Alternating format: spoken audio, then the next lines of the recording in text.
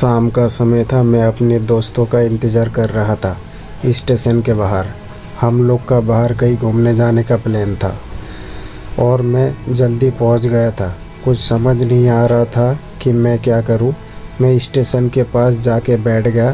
तभी कुछ ऐसा हुआ कि मेरी ज़िंदगी एक अलग मोड़ लेने वाली थी। स्टेशन की तरफ मैं देख रहा था मेरा दोस्त आया कि नहीं।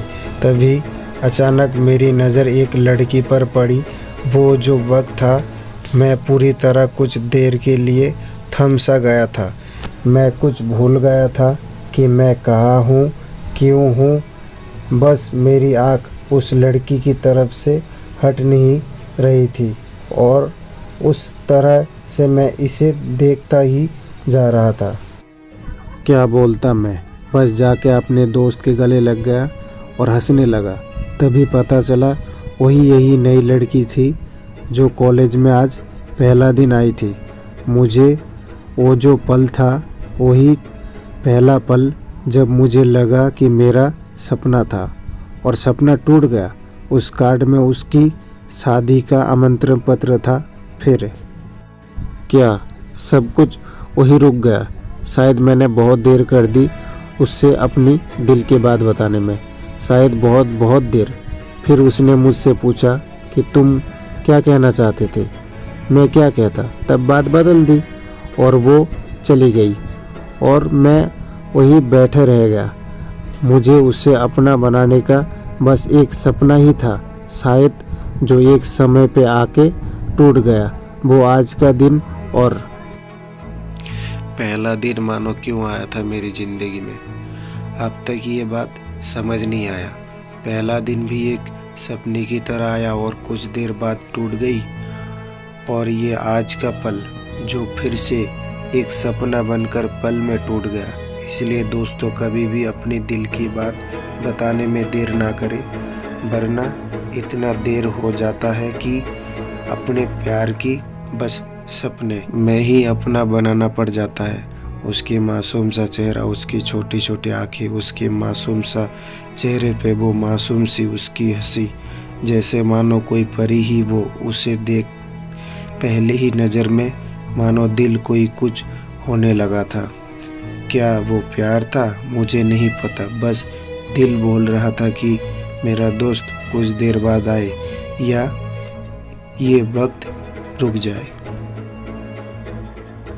मुझे उसका नाम जानना था, उसके बारे में बहुत कुछ पता करने की दिल कर रहा था, लेकिन कैसे करूं ये समझ नहीं आ रहा था।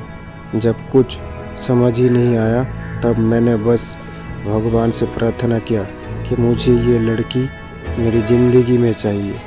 वो जा रही थी मेरी आँखों से दूर। मुझे रोकना था उसे, उससे बातें करना था, उसे दोस्ती करनी थी और उसे अपना दिल की बात बतानी थी। लेकिन कैसे, यही सवाल बस बार बार मेरे मन में आ रहा था और मुझे बेचैन किए जा रहा था। मैंने फिर सोच लिया कि मेरी आँखों से दूर होने से पहले मुझे इसका नाम पता चल जाए तो मैं इसका अपना बनाऊंगा, और शायद भगवान ने ही उसे भेजा होगा मेरे लिए, ये मैं समझूंगा। तभी भगवान ने चमत्कार कर दिया।